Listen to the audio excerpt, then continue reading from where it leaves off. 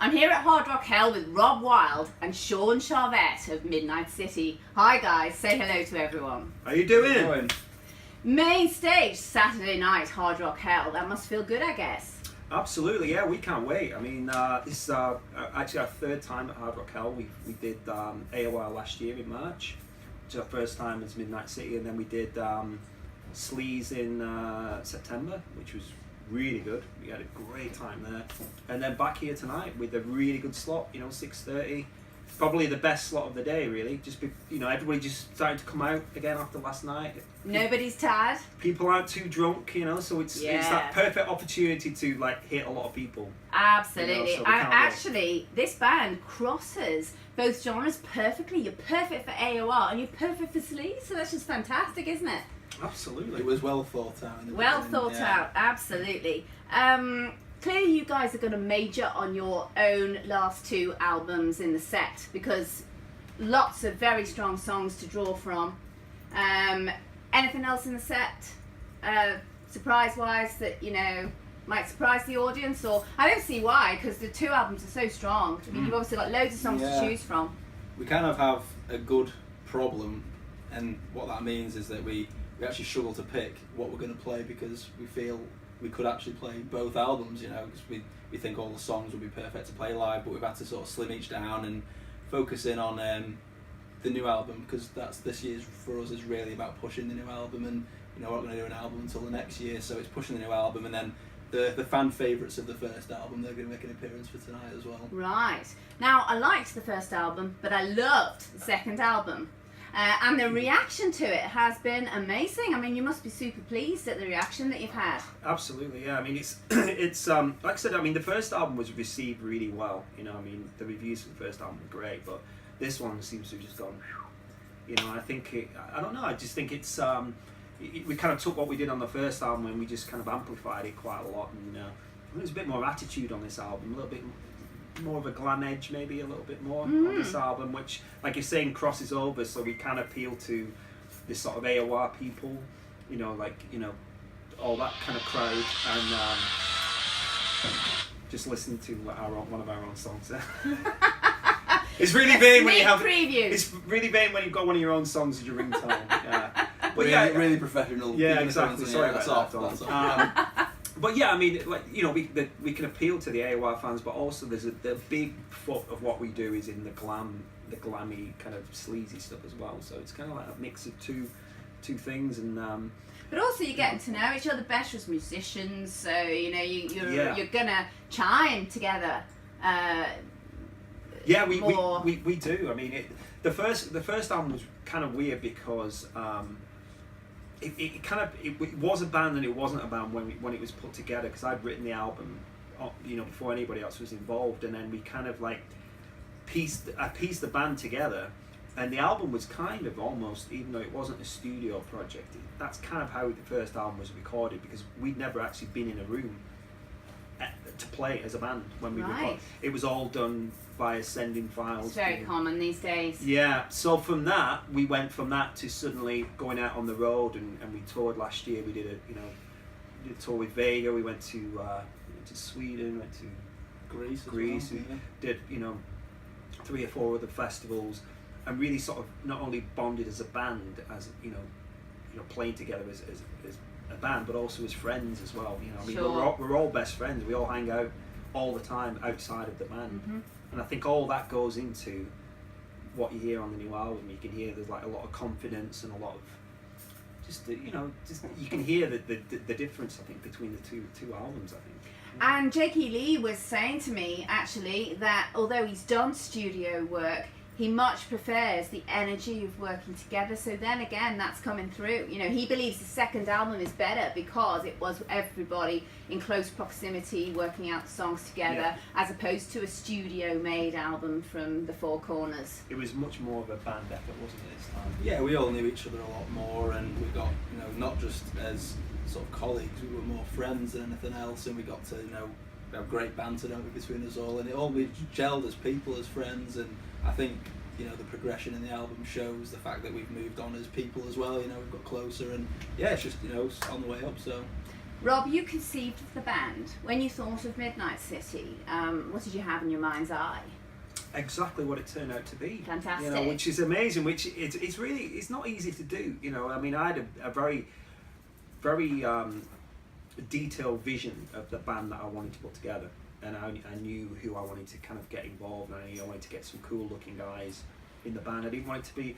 I think the problem is with this kind of music, this sort of, you know, I'm not obviously going to name any bands, but there's a few bands that in this style of music that they, you know, I mean, I'm not a spring chicken, you know what I mean, but like you get up on stage and it literally looks like your dad and your uncle, and you know, standing there and they're just looking at their feet, playing the music, and to me that's not, there's nothing rock and roll about that, you know. And actually it's nothing to do with age, because Ozzy still brings it. Well, the whole thing, Yeah. It's about an attitude, and it's Yeah. about an image, and having, number one, having great songs, but also, you know, having a great live show, and you know, having an image that people can, you know, I mean, a lot of people really dig the image, you know, and like what we're doing, because I don't think there's that many bands really sort of doing what we're doing in a minute. Absolutely. But the great thing about this project is it's not just the image. I love it when bands have the image, but you have the quality songs to back it up as well. And in fact, on the last album,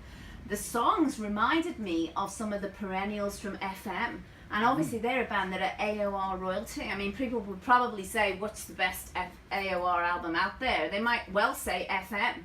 Yeah. You know, so the fact that you were reminding me, and it wasn't that the songs were all brand new. I didn't hear anybody else's songs in the songs. It was just that the catchiness of them, the appeal of them, they were very direct in the way that FM songs are direct. Oh, thank you very much. I mean, they're awesome band. I mean, you know, one of the best. You know, so that's a really nice compliment. Thank you.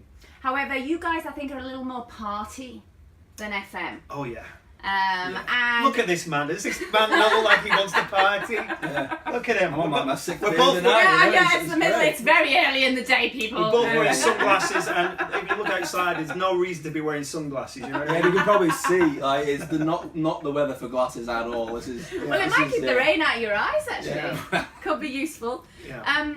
You guys use an excerpt from the audio from Poison's Nothing But a Good Time video at the beginning of the new album, which really sets the agenda of the kind of band that you want to be, I think.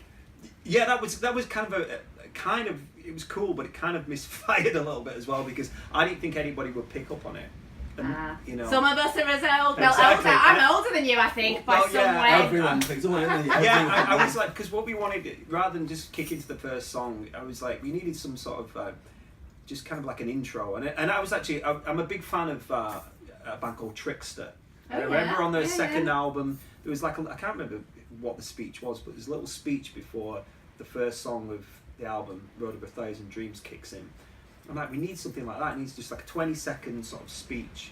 And we started going through all, you know, sort of like 80s movies, and, you know, because the whole, you know, the first song on the album, Here Comes the Party, it's all about, you know, it's the same kind of theme as Nothing But a Good Time. Poison, Absolutely. about, you know, leaving your job and going, you know, the weekends here and all the whole thing. So we needed something to kind of set that song up. So we were looking through, you know, we went through like quotes from like Footloose and Dirty Dancing and all kinds of. I didn't know this, by the Oh way. yeah, they did know. This is all news to me. And then I just remember the clip, you know, where the guy's washing the pots, and I sent it to Pete, and he said, that's it, that's perfect. It sets, you know, it sets the song up, sets the album up.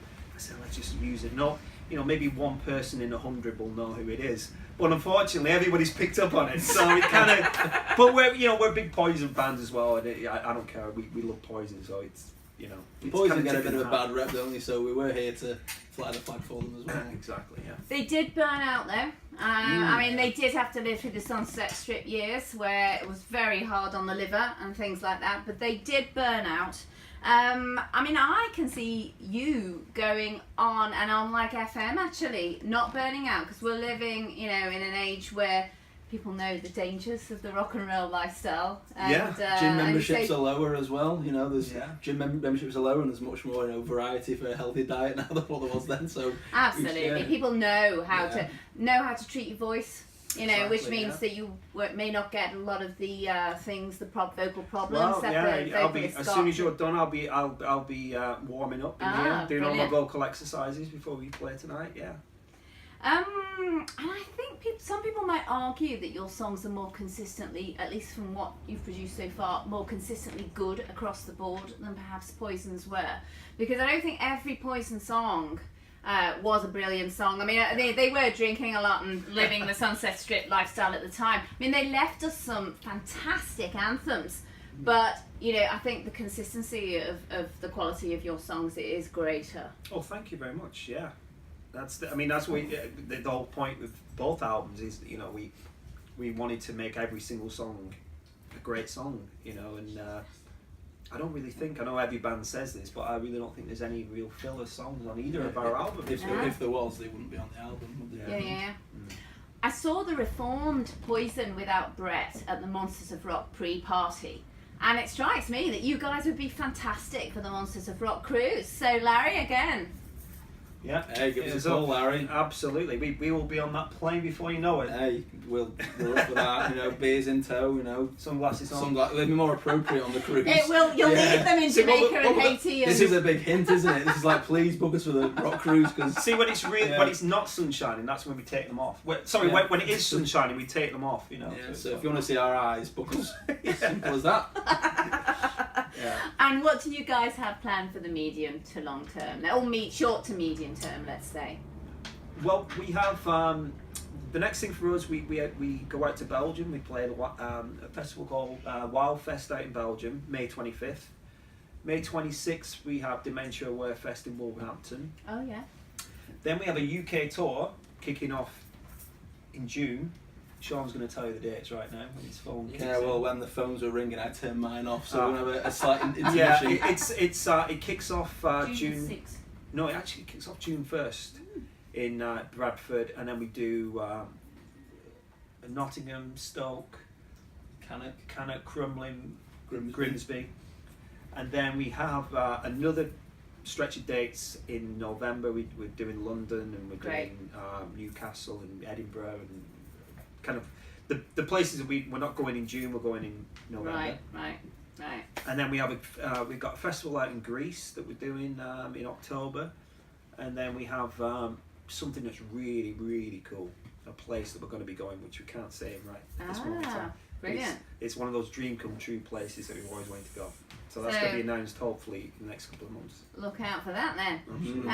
Best of luck for tonight. Thank you. And any new music on the way, by the way? I think that I forgot to ask that. Well, yeah, we're just this year for us is all about, you know, getting the band out there, you know, and getting our band seen, you know what I mean? Because we kind of did 2 albums. We basically did 2 albums in a year, really, from release dates. 364 days exactly Between 2 albums. Yeah, wow. I mean, I did think it was quick, but you'd written the album before you met the guys, Yeah. so it's one since you've been together. So this year's all about touring, you know, and getting the band out live and getting people on board with what we're doing, and then next year there will be a 3rd album next year. Okay. But, well, we look forward to hearing that as well. Yeah, thank you very much. Thank you very much. Cheers.